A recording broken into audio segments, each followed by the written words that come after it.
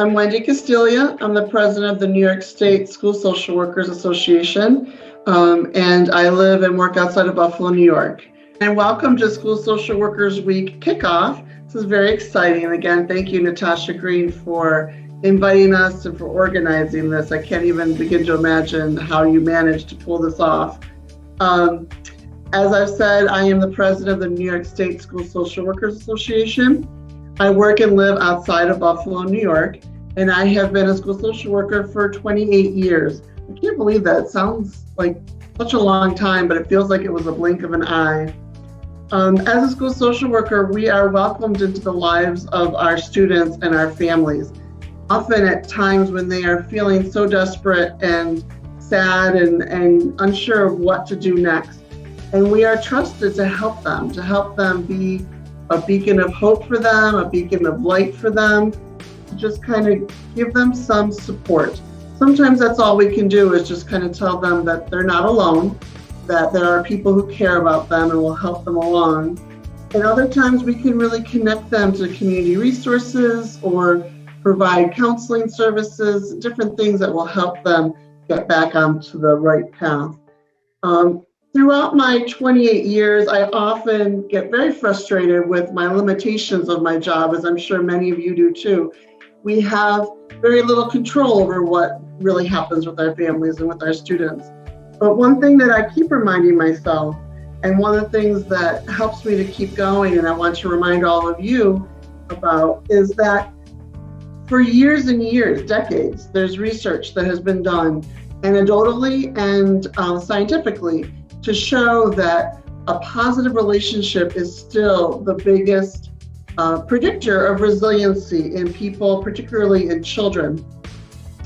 And I really strive to be that person that unconditionally cares about my students, unconditionally is happy to see them, and maybe I will be that person with some of them, to be that person to help them find hope, find strength within themselves, and know that there is something else out there, not just what they're stuck in at that moment.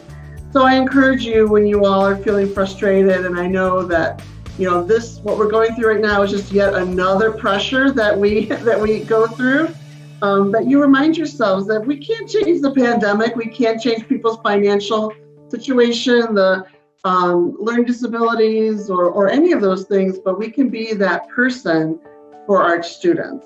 We can be that person who unconditionally is happy to see them.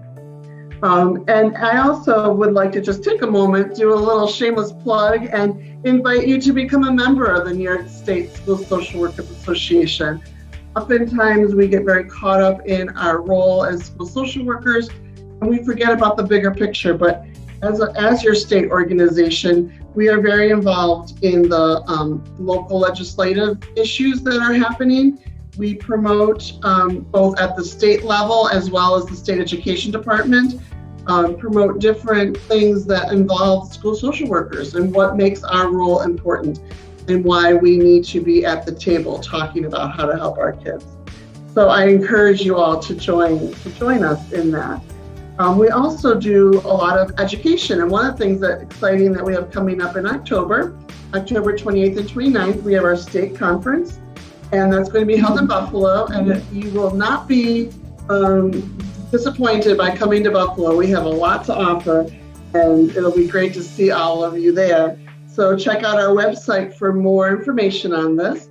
And again, thank you, Natasha Green and WeIntervene and everybody who helped you to organize this event, kick off School Social Worker Week, and take a minute next week and, really celebrate yourself and tell your principals at Social Worker Week. We often are that quiet person. We celebrate everybody else. We don't celebrate ourselves. Don't forget to tell your principal and your superintendents that it is School Social Worker Week, and remind them how important we are and how they couldn't do it without us. So enjoy. Thank you for joining us today.